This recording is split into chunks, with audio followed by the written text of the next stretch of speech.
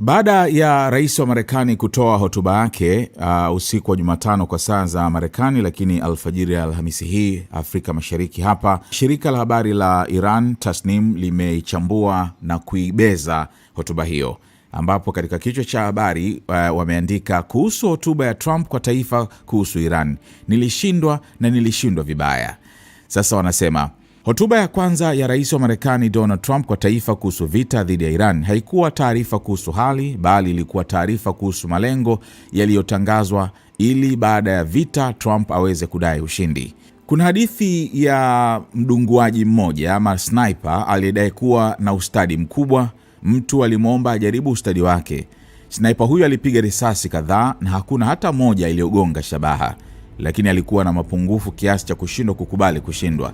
Hivyo mara moja alichora mstari kuzunguka sehemu risasi zilipopiga na kusema, hiyo ndio ilikuwa shabaha tangu mwanzo na nilifanikiwa.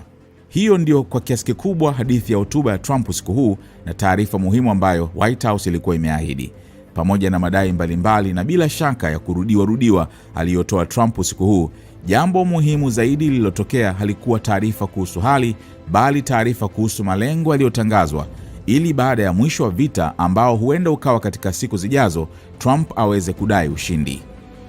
Marekani hapo awali ilikuwa imetangaza malengo kadhaa ya kupigana vita dhidi ya Iran. 1, kubadilisha mfumo wa kisiasa nchini Iran. 2, kuwepo kwa utawala au mfumo wa kisiasa nchini Iran unaojisalimisha kwa Marekani. 3, kuondoa uwezo wa ulinzi wa Jamhuri ya Kiislamu ya Iran, na 4, kukomesha uwezo wa nyuklia wa Iran.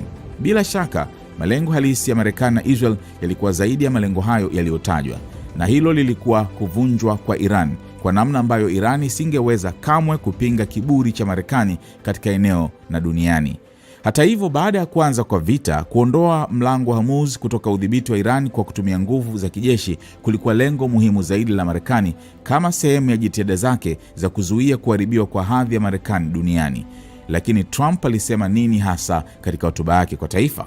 1, kubadilisha mfumo wa kisiasa nchini Iran hakukuwa kamwe miongoni mwa malengo ya vita. 2, kubadilisha mfumo wa kisiasa nchini Iran kwa kweli kumetokea.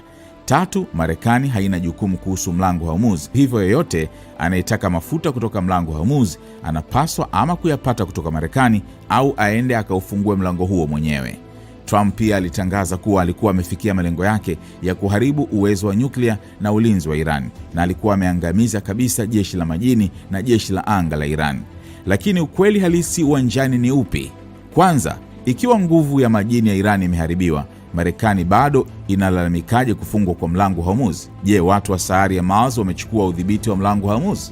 Pili, ikiwa nguvu ya makombora ya Iran imeharibiwa, ni nani aliyetekeleza shambulio kubwa zaidi la makombora dhidi ya utawala wa Kizayuni usiku uliopita? Je, yalitoka sayari ya Mercury? 3, je, si Marekani yenyewe ilisema ilikuwa imeharibu uwezo wote wa nyuklia wa Iran katika vita vya siku 12? Hivyo safari hii ni wazi inasema uongo. Kwa kweli inasema uongo zaidi. 4, moja ya mambo yaliyojitokeza katika hotuba ya Trump ilikuwa ni tangazo lake la wazi la kushindwa kufungua mlango wa Hormuz, na kwa sababu hiyo, kwa vitendo aliondoa lengo hilo kama moja ya malengo yake na kukiri kushindwa kukubwa. 5, kuzungumzia mfumo wa kisiasa wa Iran kuwa umebadilika sasa kuna wafanya watu wote kucheka. Kama baadhi ya waandishi wa habari wa kimataifa walivyosema katika maoni yao, ni mpumbavu kama Trump pekee angeweza kubadilisha Khamenei, Shahid Said Ali na Khamenei Ayatollah Said Mujtaba na kudai kuwa mfumo umebadilika. Kwa hivyo hotuba ya Trump ilikuwa na maana kadhaa zilizo wazi. 1, tangazo la wazi la kushindwa kufikia malengo makuu ya vita vya zaidi ya mwezi mmoja dhidi ya Iran. 2, mafanikio ya propaganda na kuweka msingi wa kutangaza ushindi wa kufikirika baada ya wiki 2 au 3 zijazo na hata karibu zaidi. 3, tangazo la wazi la kutoweza kufungua mlango wa Hormuz kama kiashiria muhimu katika vita. Na 4, jaribio la kujibu ukosoaji mkali sana wa maoni ya umma ndani ya Marekani kwa kujilinganisha na wapenda vita wa zamani wa Marekani. Ikiwa mimi ni mkali, waliotangulia walikuwa wakali sawa au zaidi.